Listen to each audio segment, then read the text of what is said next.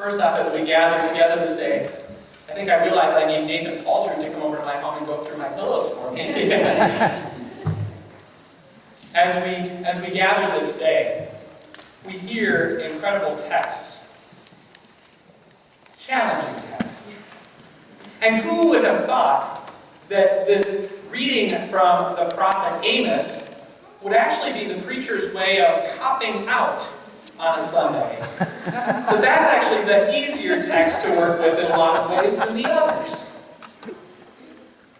And I wish for us to begin there, but to end with this gospel, because it's a tough gospel, and we have to do some work to unpack it.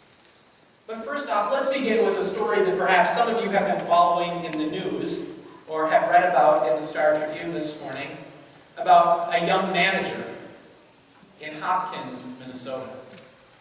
Perhaps you are well aware that as he was there in the Dairy Queen in Hopkins, a blind customer had come in and was going through their money, and a $20 bill fell out on the floor. Another person came and snatched the $20 bill and was walking away. And the manager confronted this individual, asking them to give it back or that they would not be served in the Dairy Queen. The person did not give it back. And what did the manager do? But take out his wallet and give $20 from his wallet to this blind person who had dropped the $20 bill. The most recent development to the story, of course, is that the primary owner or investor in this Dairy Queen, and Dairy Queen happens to be Warren Buffett.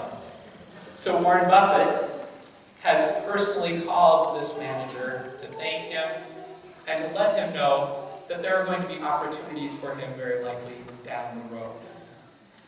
This one young man looks at what is happening, and when we think about the poor and the needy in this prophet's writing of Amos, think about this person who is blind, who may not have enough, or may not at least have the abilities that others have, and to lose something, or have someone snatch it away more appropriately. And that is what we are getting at with Amos in this writing, is Amos is looking at the people corporately. Not just one individual who's snatching away a $20 bill, but is looking at the community that is there and saying, what are all of the ways in which you are doing harm to those who are on the margins, those who are being trampled on by society? Are you one of those people caught up in the system that is so worried about making money for yourself that you are just working right up until the moment of sunset on the Sabbath so that you can get every last nickel? And then as soon as sunset on the Sabbath is over, are you going right back to it so that you can get more money from people? Or are you one of those people who is going out and perhaps weighting the scales inappropriately so that when people bring their wheat or their olive oil, when they bring their goods, they're not getting the fairest price? You're making sure that you get a little bit more. This is the question that is being begged and is being put before the whole people of Israel to say, how are you complicit in these acts?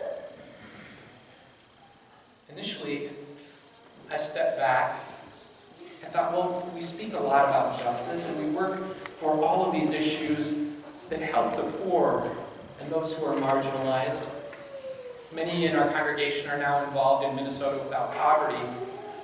But then I look at what has happened in our nation's capital this week, with those who are our elected officials trampling on those who go without or are on such limited or fixed incomes, that we would cut SNAP programs and those that are meant to help those be fed in our midst. And somehow people think that this is just. I've heard person after person in pastoral chat groups and online saying, are these people who are voting on this showing up for church on Sunday morning and hearing this text? Because somehow they have disconnected faith from what is happening with those who are most in need in our culture. They are forgetting those who are poor and needy, and instead are weighting the scales in favor of those who are owners or managers of hedge funds or multinational banks or corporations. We forget about those who go without.